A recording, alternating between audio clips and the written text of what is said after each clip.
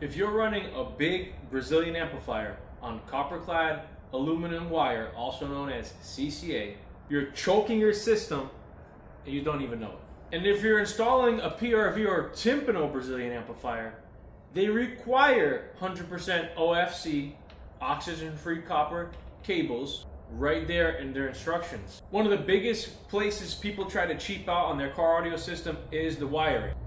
Spend thousands of dollars on speakers and amplifiers, and then try to cheap out on the literal veins of your system, which is the power wires. Oh, but wire is wire. It is not. So yeah, CCA stands for copper-clad aluminum, and it's basically aluminum wire strands that has a thin coating of copper on the outside. However, aluminum does not conduct electricity as well as copper does. So what do you get when you use a metal that doesn't conduct as well as it should? You get resistance, my friends. You know what that means? That means something's holding you back. So higher resistance causes a few issues. Number one is the big one that most people that are having issues with their system will recognize right away. Your lights might be dimming, your amplifiers are getting hot, whatever. It's voltage drop.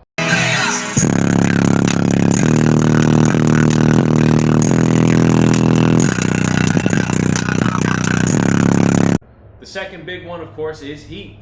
And with all that, you get reduced flow of current from your alternator to your battery and ultimately to your amplifiers.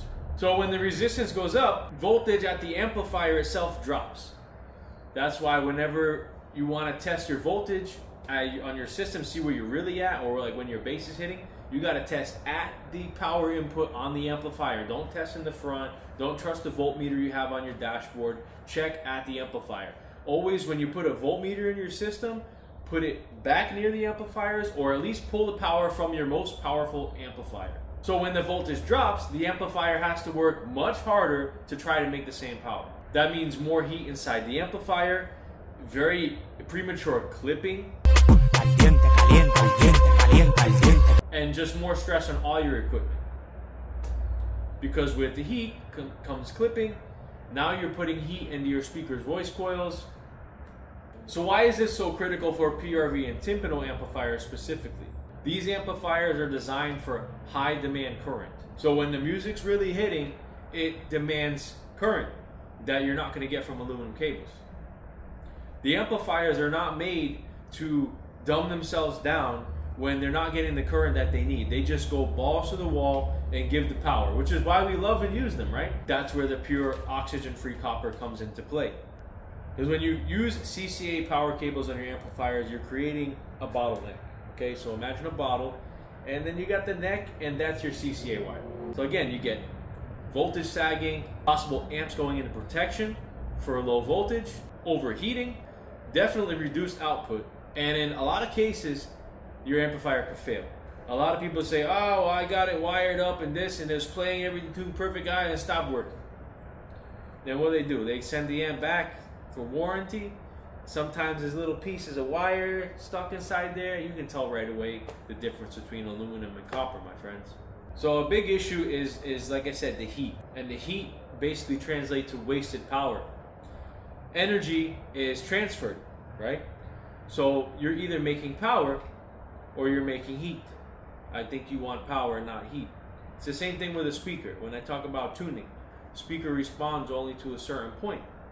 After that point, it's not going to make music anymore. It's just going to make heat, and that will in turn burn your speakers, just like the heat will in turn burn up your amplifier. I get a lot of people come into my shop and they're telling me, my system's just not really doing what it's supposed to do. My lights are dimming. And 9 times out of 10, I open the hood, I check the cable going from the front to the back, and it's aluminum wire. Most shops will use it because it's cheap.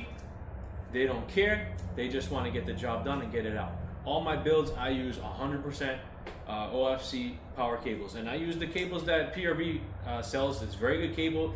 It is a little pricey, but most cable that is worth a damn is going to be pricey. So I use the PRV cables and stick with all the PRV equipment in my builds. I never have a problem with the PRV amplifiers. Very rarely one will fail here and there. It's electronic, it's under a lot of stress. But if you use the amplifier properly, you use the proper cables, you should very much never have a failure unless you're really beating on the thing killing the voltage. But nowadays, everybody's using lithium batteries, which throws a shitload of current. You definitely don't want to use aluminum cables with lithium batteries either. So what we usually do is we upgrade them to copper cables, and that solves a lot of their issues. Let's take a look at some cable, and I'll show you the difference between the copper and the CCA. Here we have some wire. On the left, I have some typical CCA, and on the right, I have a PRV OFC. So this one is very light, even though it's bigger than this piece, and you can just kind of hear that high tone that it makes when it drops. You see how light that is. You just hear that. Very solid piece of metal there. Before I cut it open, we're gonna look just here at the, you can see the copper, and here's the aluminum. You see there's much more material in the copper. Most aluminum wire won't have as much material, even though it's 0 gauge. Let me show you this here too. You can take this copper, and it's a razor blade, and we're just gonna kind of pick at it, and it stays intact. It's very strong. Okay, now we'll take the CCA, and you can just cut right through that wire. Look, it's, I mean, I don't know if you can see that, but it's all on the razor. So it's definitely a weaker material, the aluminum. Yeah, you can see there's all flakes all on this table. The copper is very strong. So let me cut them open. So here they are cut open, and obviously, you know, different brands will be different, but you can kind of see how much different strands you have here. This has a lot more strands in it. But I want to try to see if we can. Look, you see that? I just ripped that in half. You cannot do that with copper. You just can't rip that like that.